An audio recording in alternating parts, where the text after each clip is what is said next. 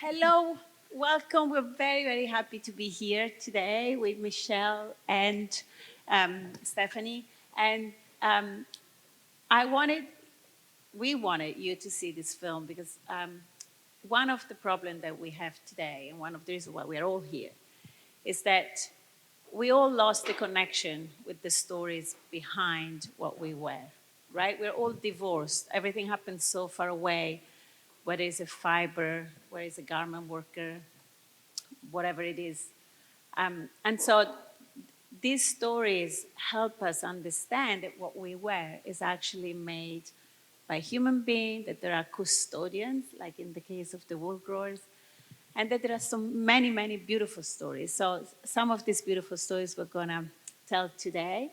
I'm very happy to have here Michelle Lee, who's the director of America for the Woolmark company.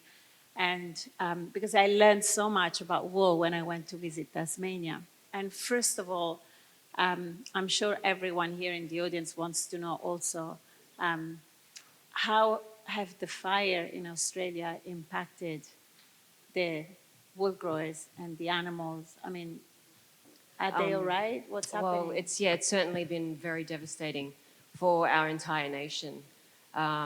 Our farmers are pretty much at the front lines of what's going on with climate change, and whatever you vote, I mean, they are seeing firsthand what is happening to our environment.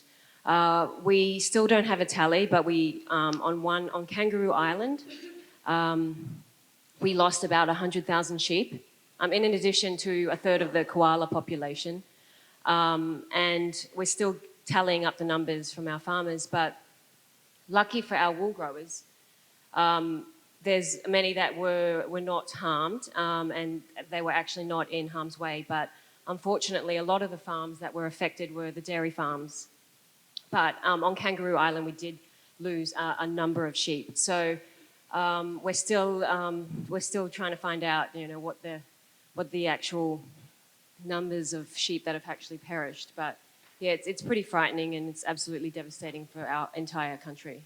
I mean, as you said, one of the things that I learned is that, this first-hand impact with environmental change that natural fiber have, is the biggest impact. And the second one is, as Dr. Beverly Henry said, is the growth of synthetic fiber because they're cheap. And how has that growth of synthetic fiber impacted the wool industry? And we are here also to debunk some myth, and we'll talk about it later. But why are people so in love with synthetic fibers? Right. Well, it's certainly. I mean, when the first polymers were introduced, I guess in the 40s, it had a very negative effect on the wool industry, and because of the price competition, a lot of the farmers transitioned to other agricultural commodities. So the industry saw a decline, and obviously there was a drought in the early 2000s until now. So that also contributed to it. But certainly the synthetic fibers have had a negative effect on the industry because of the flood of, as you were saying, Livia, of all these poor quality garments from man-made fibers. So we're seeing a transition to other commodities, but also the relevance and the perception of wool really tanked after the introduction of synthetics. So it's been really hard, particularly in this country. The perception of wool is that it's itchy and it's scratchy. It's because over the years there's been all this terribly made knitwear that has poor quality fibers in it. So that, yeah, certainly our reputation has been tarnished. But it's making a comeback. Because wool has been around for centuries, and we're seeing more mindful consumers, so that's positive. Yes, and one of the effects of this huge flooding of synthetic fibers and fashion that is cheaper and cheaper and fast fashion is that, it gave you the opportunity to start a business, but Yes. that in an ideal world you wouldn't have started.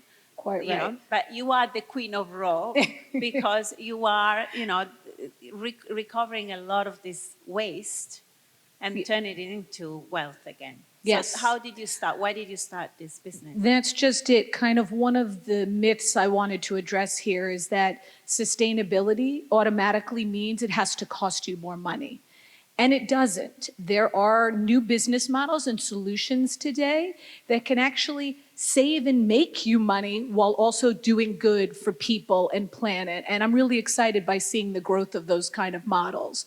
With our platform, we saw exactly what you were addressing. Every single year, over $120 billion worth of unused textiles, from naturals to synthetics, sits in warehouses collecting dust, or it gets burned or sent to landfill. Is this in America That's or all over the all over the world, 120 billion a year. And that can account for some businesses to up to 15% of their bottom line. But to your point, fast fashion, we're just making more and making more. And, this stuff just got forgotten, and it was eating up people and planet, but also a business's profit. So that's where I would look at this waste, and I said, this is just a supply-demand mismatch. And with Queen of Raw, our vision and dream is, how can we use technology to provide the bridge between buyers and sellers, keep this out of landfill, and help everyone turn potential pollution into profit? How do you actually do it? So you live in New York. Yes. Where do you collect all the waste? How does it happen? Tell us how it happens. So the beauty of the platform that we built, and my co-founder Phil is out there as well, and we have created a system that allows businesses small to large to identify waste in their supply chains in real time. We then match it based on where it's located and how much those goods cost to buyers around the world, and ideally to buyers located where that inventory sits or manufacturing where that inventory sits. And then the seller gets to make money selling this waste, and the buyer gets to buy great stuff at a significant discount, readily available, and actually avoid all the trade wars and import exports and all the changes in the laws. So it's kind of an economic advantage for buyer and seller, and a win-win-win. Once we do the match, we track all the data for the buyer and seller around the water, the toxins, the energy, and the dollars saved by the actions that they take. And now that we have all this information, we're able to help businesses minimize their waste streams going forward. So, the goal ultimately is, to your point, you don't need our marketplace anymore in the future because we've optimized supply chains efficiently and there is no more waste. So you're hoping to become redundant? Yes, exactly. Who is your customer? Yeah. Who buys? Is the designers, young designers? Is it who buys? When we opened queenofraw.com, we assumed it would be a platform for larger factories, mills, retailers, and brands to sell to smaller designers all over the world who otherwise couldn't get access to these things in these quantities at these price points. Funny enough, because of the current political, social, economic world being where it is, some of the biggest brands and retailers, from fast fashion to luxury, are also now turning around and buying dead stock. And we're working on deals up to 1 million yards in dead stock, which I know is crazy to think that one person's waste of 1 million yards of perfectly good stuff, but that's another person's gold. Well, that's definitely, we're here talking about fashion innovation. That's definitely an incredible technology and innovation. And also Michelle, in terms of innovation in wool, in natural fiber, I remember when we were filming this, one of the wool grower arrived with this anorak, completely like waterproof. And he said to me, this is wool. I was like, what? I said, this is not wool. I said, yes. And he threw on it a glass of water. I said, look, and it's completely. And so today with wool, you can also create technology. Like you can go skiing and you even launch a partnership with Prada, with Luna Rossa, for the regatta. So we have an R&D team in Australia, but also here in the United States as well as in Asia. And we're working on different innovations in wool. And contrary to what a lot of people believe, you actually can work out in wool. And the activewear market is the fastest growing category for us, sports and outdoor, because actually wool is the original performance fiber. Because if you think about sort of the benefits, the inherent benefits that it has, if you think about the sheep, right? She has to endure all elements that Mother Nature throws at her. She has to be warm when it's cold and cool when it's hot. So she can withstand all different types of temperatures, wet, dry, cold, hot. So basically, with wool, we can engineer the garment to protect the wearer exactly how the sheep with her wool. So with the innovation now in sports and outdoor, we are seeing it being used in footwear. We just actually created the very first merino board short with Kelly Slater's brand Outer Known with exactly that same technology or that fabric Optim. As you mentioned, we're working with Prada, with the team that are in the America's Cup. So there's so many uses that we're working on now across the world in wool. It's extraordinary. Yeah, it's pretty amazing. So that's one of the myths, right, that we can debunk today. Exactly. And there are some other myths that we're going to debunk together, and then we're going to open it up to the floor and hear about some of your myths as well and questions. But one of them is my favorite subject, is that fast fashion can be sustainable. And I was actually talking to the president of Camera della Moda in Milan last week. And he said that they just did a research, published the research, where they asked a lot of millennials and Gen Z who they think are the most sustainable brands in the world. And the first three are, number one, Stella McCartney, second, H&M, and third, Zara. And me and him were like, how is it? I mean, I know that they brainwash us really, really well, but how is it possible? So how can we all think, how can anyone think that a fast fashion brand, which the business model says what it's fast fashion, so it's based on disposability. So in producing gigantic quantities, super fast, using slave labor, producing them super cheap. So we go, we buy, we throw them away. We go, we buy, we throw them away. It's like, you know, a hamster on the wheel. It's like, how can that ever be sustainable? It's an interesting question, and I sometimes get challenged by some in the sustainability community, but I'm very open to challenge because we work with fast fashion. And I do believe that although they are a big part of the problem, they are also a big part of the solution. And if we can change just, even 1% of the way they do business, that has a massive impact on the world. And so we've taken the position, we do work with fast fashion to help them kind of keep their textiles out of landfills, and have already saved with them over 1 billion gallons of water. Now, there's a ton more we can do, but to me, that has a significant impact. The other challenge about that myth is that it requires us as end consumers to change our behavior. And I do believe that that is possible and that we're already seeing that shift. But to your point, the answers from the millennials and Gen Zs was automatically H&M and Zara. That's what they see, that's what they know. So if H&M and Zara can introduce some of the eco-conscious collection into their mindset, maybe we can start that shift. And then with business models like ours, ThreadUp, Depop, Poshmark, you're able to satisfy consumer demands to keep buying more and cheaply, but do it sustainably. Although that is only based on the fact that you only account for the environmental part of it. That is true. While sustainability is also the social part. Absolutely. So fast fashion couldn't produce those volumes if they had to pay every single person in their supply chain a living wage. And instead they can because they use slave labor. Yes. So the environmental impact is a consequence of the social enslavement. So, and even you, a business like yours, I mean, how broke can you become in order to recycle all the crap that they throw away? You know what I mean? It's like it would take, We're up to the challenge, but yeah. So it's one of the myths. The second myth, which I love, is that vegan fashion is more sustainable. It's the rise of veganism. And I'm going to be very unpopular here. I'm not vegan, and I love vegan. I have a lot of vegan friends. I don't eat meat.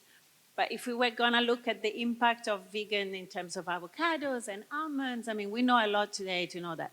But in fashion, what I was completely shocked when I went to Australia was to learn that a lot of vegan people don't wear wool because they think that you harm the animal.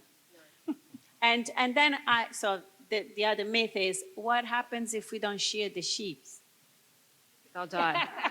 They will actually die if you don't shear them. Okay, so would you debunk this myth for us? Yeah, I mean, if I don't know if if you've heard of Shrek the sheep. Anyway, there was this I famous... did. I posted a picture once. So there was a sheep in New Zealand. He wasn't very sociable, and so he went and hid in a cave and for years and years. And then they found him, and he had this massive mound of wool, and then he almost died because the weight of the wool would have actually crushed him. So if we don't shear the sheep, it's simply a haircut. Contrary to what everyone believes that the sheep are harmed, it's not true. It's simply a haircut once a year, sometimes twice a year. But by shearing them, it actually saves them because, as I mentioned, the weight of the wool would actually kill them. So, yeah, there's no harm. And but as you can see from Livia's film, the farmers treat their flock like their own children because it is their livelihood. I mean, obviously there are plenty of problems in the, animal welfare is number one priority for all of us, like human welfare.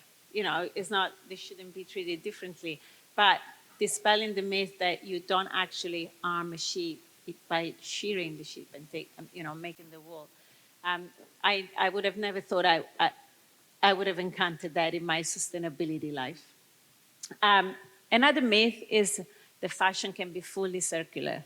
And that's the other thing that, circularity has become a buzzword now. Everyone uses it. Fast fashion is like, oh, we're going to be circular, fully circular by 2050 when we're all going to be dead and it's going to be fine. So what does circularity really mean? And so I went to look at the RAP, how they define circularity, a circular economy. And they say it's an alternative to a traditional linear economy where we make, use, and dispose, in which we recover and regenerate products and materials at the end of each service life. Now, we know that 80% of waste today in fashion still ends up in landfill, in spite of your Queen of Raw, and that only 20% can have a second life. And also to have a second life in terms of at least materials, they need to be pure and not blended with synthetics. So even wool, if it was a pure wool sweater, obviously it can be. Yeah. But if it was sweater blended with synthetic fiber, it can't be. So how would you dispel this myth?